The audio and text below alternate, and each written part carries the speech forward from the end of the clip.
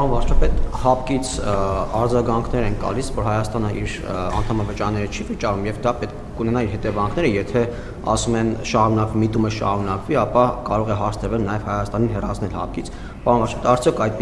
այդպիսի ընդհանրակարգ գոյություն եւ կարող է այդպիսի հարց առաջանալ եւ ԵԱՏՄ-ի մասով Սերգեյ Լավրովն է արձագանքել, նշելով, որ այս պահին Եվրասիական տնտեսական միության անդամ է Հայաստանը շարունակում մնալ, սակայն նա քանի որ Հայաստանը արդեն ԵՄ-ի միանալու մասին օրենք է ընդունել, ուստի հարցը հրատապ է եւ պետք է արագ լուծվի։ Պարոն վարչապետ, արդյոք դուք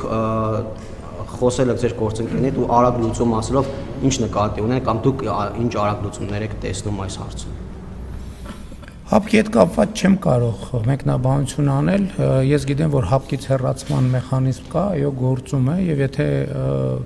անդամ երկրները որոշեն Հայաստանին հեռացնել, մենք ստիպված կլինենք այդ որոշումը ընդունել ի գիտություն, ուրիշ բան